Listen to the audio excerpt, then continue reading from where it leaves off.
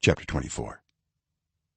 Again the anger of the Lord burned against Israel, and he incited David against them, saying, "Go and take a census of Israel and Judah."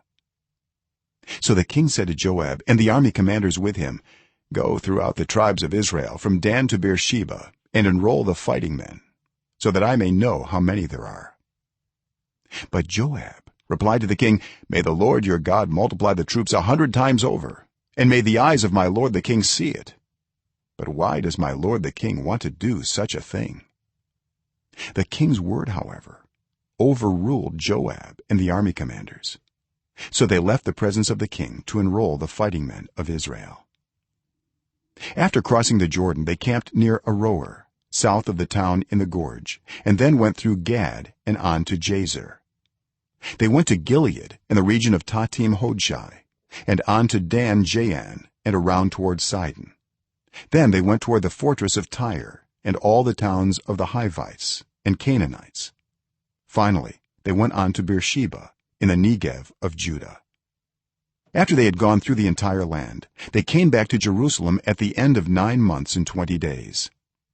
Joab reported the number of the fighting men to the king. In Israel there were 800,000 able-bodied men who could handle a sword, and in Judah 500,000.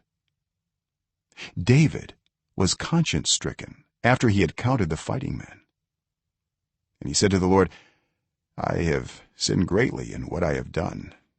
Now, Lord, I beg you, take away the guilt of your servant. I have done a very foolish thing." Before David got up the next morning, the word of the Lord had come to Gad the prophet, David's seer. "Go and tell David, this is what the Lord says: I am giving you 3 options. Choose one of them for me to carry out against you."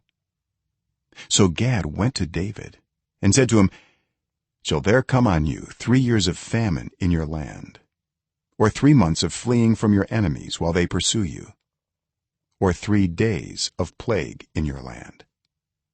Now then, think it over and decide how I should answer the one who sent me." David said to Gad, "I am in deep distress.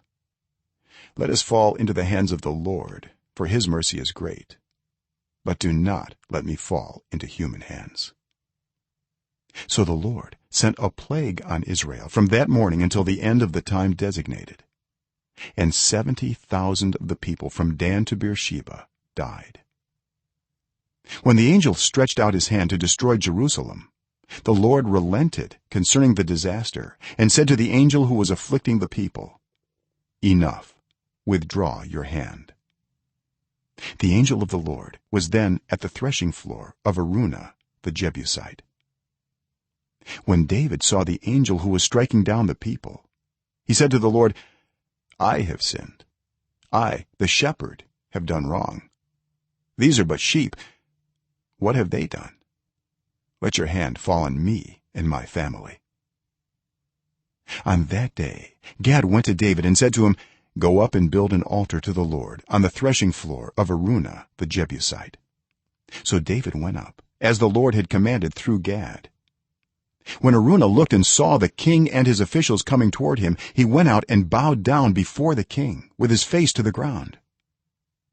Araunah said, "Why has my lord the king come to his servant?" "To buy your threshing floor," David answered, "so I can build an altar to the Lord, that the plague on the people may be stopped." Araunah said to David, "Let my lord the king take whatever he wishes and offer it up. Here are oxen for the burnt offering, and here are threshing sledges and ox yokes for the wood. Your majesty, Araunah gives all this to the king." Araunah also said to him, "May the Lord your God accept you." But the king replied to Araunah, "No, I insist on paying you for it. I will not sacrifice to the Lord my God burnt offerings that cost me nothing." So David bought the threshing floor and the oxen and paid 50 shekels of silver for them. David built an altar to the Lord there and sacrificed burnt offerings and fellowship offerings. Then the Lord answered his prayer in behalf of the land, and the plague on Israel was stopped.